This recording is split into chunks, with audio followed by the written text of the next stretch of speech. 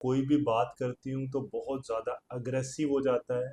थोड़ी थोड़ी चीज़ को लेकर रोने लग जाता है, चीज़ें उठाकर फेंकने लग जाता है।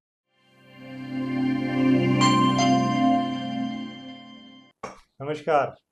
एक ऐसा टॉपिक लेकर आया हूँ आज जो ओपीडी में इतना आम हो गया है, मुझे समझ नहीं आ रही है कि हम कहाँ जा रहे हैं।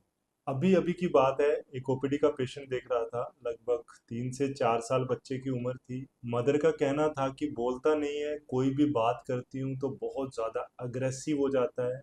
थोड़ी थोड़ी चीज़ को लेकर रोने लग जाता है, चीज़ें उठाकर फेंकने लग जाता है। सर, क्या ये किसी बीमारी के लक्षण है?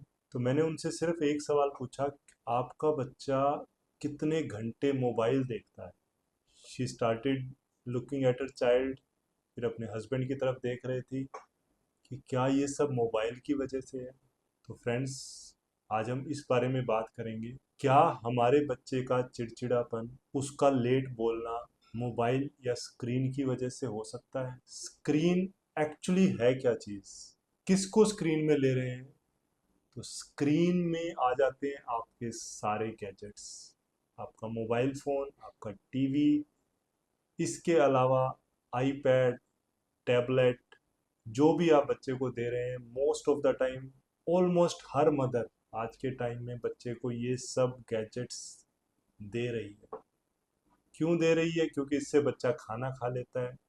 क्यों दे रही है? क्योंकि मदर के भी अपने लाइफ में कुछ ड्रीम्स हैं, कुछ इच्छाएं हैं, जिसे पूरे करने का टाइम शायद ये बच्चा नहीं दे रहा है। हर माँ चाहती है कि मैं भी वो एंजॉय करूं। हर माँ चाहती है थोड़ी देर तो मुझे रिलैक्सेशन मिल जाए। तो फैमिली सपोर्ट उसे उतनी नहीं मिल पा रही जो पहले जॉइंट फैमिलीज में मिलती थी।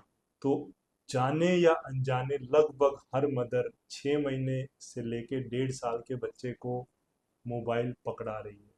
क्या ये अच्छी बात है? क्या ये हेल्पफुल है? या ये हैबिट आगे चल के मेरे बच्चे के दिमाग पे किसी भी तरीके का नुकसान पहुंचा सकती है? चलिए हम बात करते हैं कि जो स्क्रीन टाइम हम बच्चों को दे रहे हैं, क्या ये बच्चे को कोई नुकसान पहुंचा रहा है, या सिर्फ जो फायदे हम ले रहे हैं कि अच्छे से खा लेता है, हमें टाइम मिल जाता है, वो सब कर रहा है। तो हम शुरू करेंगे बच्चे के सीखने से। बच्चा कैसे सीखता है? बच्चे के सीखने के लिए पहले 2 साल में वो इतना कुछ सीख जाता है जो शायद वो अगले पूरे लाइफ नहीं सीखने वाला। और ये सीखना सिर्फ आंखों से नहीं होता है, उसके शरीर के हर सेंसरी ऑर्गन में कान, आंख, टच, स्मेल, इन सब का रोल है। किसी भी चीज की पूरी पिक्चर वो इन सब सेंसेस को इकट्ठा लेके बनाता है। अगर सिर्फ उसकी एक ही सेंस को स्टिमुलस मिलेगा तो बाकी सब चीजें जो उस चीज के बारे में जिसमें सीख रहा है उसको कोरिलेट नहीं कर पाए। अपना समय याद कीजिए, जब हम छोटे थे तो हम किस तरीके से सीखते थे। हमें सिर्फ छोड़ दिया जाता था, चीजों को उठाते थे, हाथ से एक्सपीरियंस करते थे, देखते थे, बजाते थे आपस में। ये सब स्टिमुलस इम्पोर्टेंट है आपके बच्चे के सीखने के लिए। लेकिन आज के समय में क्या हो रहा है? जस्ट बच्चे स्क्रोल कर रहे हैं। बच्चे की फाइन मूवमेंट, स्क्रोल करने की मूवमेंट बहुत बेटर हो रही है। जब बच्चा इन सब चीज़ों को एसोसिएट नहीं कर पाता तो उसके ब्रेन की ग्रोथ ऑप्टिमल नहीं हो पाती। आपने, जैसे मैंने पहले कहा कि 80 to 90% ब्रेन पहले 2 साल में ग्रो कर चुका होता है, उसके बाद सिर्फ 10-15% ब्रेन की कैपेसिटी में बेटर होना है। तो इन बच्चों का जब एमआरआई किया गया तो इन बच्चों का ब्रेन, जो 1 घंटा 2 घंटा मोबाइल देख रहे थे और 2 साल से छोटी उम्र के थे, जब उनका एमआरआई 5 साल की उम्र पे किया गया तो सरप्राइजिंगली इन बच्चों का ब्रेन का साइज छोटा था। इन बच्चों के ब्रेन के न्यूरॉन्स कम हो गए। तो आप उसका मतलब समझ रहे हैं, ये बच्चे सारी उम्र के लिए उन बच्चों से पिछड़ गए जिन बच्चों ने मोबाइल नहीं देखा। इन्हीं बच्चों की स्टडी की गई अगले 2 साल में। तो ये बच्चे अपने दोस्तों के साथ या क्लास में उतना अच्छे से मिक्सअप नहीं हो पा रहे थे, उन बच्चों के साथ खेल नहीं पा रहे थे, क्योंकि सोशल स्किल्स इन बच्चों के कंपैरेटिवली कम पाए गए।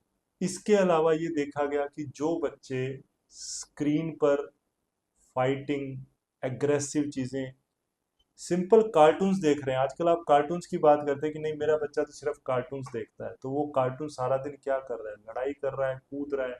तो बच्चों के दिमाग में वही चीज रजिस्टर हो रही है। ये बच्चे बहुत एग्रेसिव पाए गए। छोटी छोटी बात पे गुस्सा आना इन बच्चों में आम देखा गया। Attention deficit hyper activity disorder का इंसिडेंस इन बच्चों में जिन्होंने 2 साल से छोटे में मोबाइल टीवी देखा था ज्यादा पाया गया।